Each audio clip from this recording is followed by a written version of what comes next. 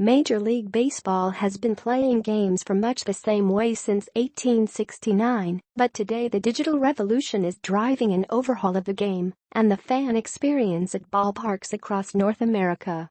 The game has suffered losses in popularity in recent years compared to the NFL and the NBA. Regardless, it still has an old-fashioned appeal to those fans who like nothing better than a sunny afternoon at a ballpark with a hot dog and a beer. But that's not enough for newer fans, and even for some longtime fans, they want more excitement from a game that can move very slowly compared to other sports.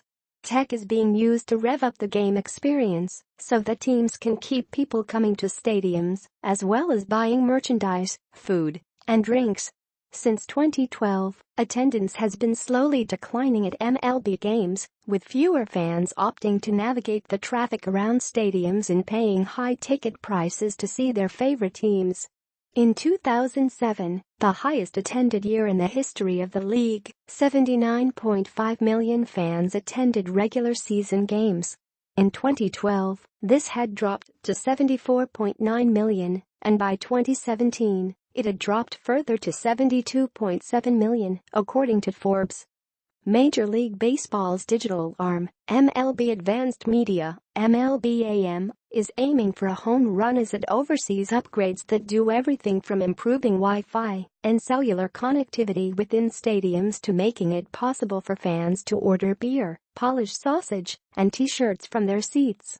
Note that MLBAM is separate from BAMTech, the digital media company spun off from MLBAM that sold a $1 billion stake last year and then an additional $1.58 billion majority stake earlier this year to the Walt Disney Company, according to the New York Times. In 2012, MLBAM formed a consortium and asked each team to assess their Wi-Fi and cellular connectivity and make improvements if needed. In 2014, only 12 MLB stadiums offered Wi-Fi or a distributed antenna system, DAS, to boost mobile signals.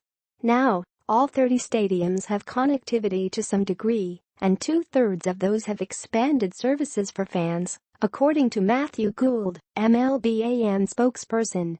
Like anything else, this is a living, breathing technology project, so it's never like you install it and you walk away. It's something that always has to be monitored and revamped and amplified as hardware gets better and network shift, Gould said. Wi-Fi table stakes. Most MLB stadiums now sport high-density Wi-Fi platforms that support connectivity for every fan in the stadium and allow for massive amounts of data to be transmitted during a single game or event. And some teams are going deep into personalization with apps and features for their fans. Connectivity is what we're seeing as table stakes now because it puts the fan at the center of the action, which is where they want to be, said Mike Caponegro, Solutions Marketing Lead for Cisco's Sports and Entertainment Group, which has worked with 23 MLB teams to improve the fan experience. Cisco has installed high-density Wi-Fi in more than 200 venues, sporting and non-sporting, around the globe. MLB was at the forefront in recognizing the need for this, Caponegro said. In Atlanta, where the Braves opened a new stadium, SunTrust Park, in spring 2017, we view connectivity as the foundation for everything, said Greg Mize, director of digital marketing for the Atlanta Braves.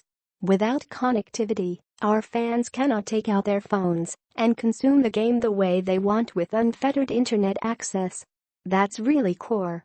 Eric McLaughlin, director of product marketing for Comcast, said professional sports teams sign these multi-million-dollar agreements with television companies.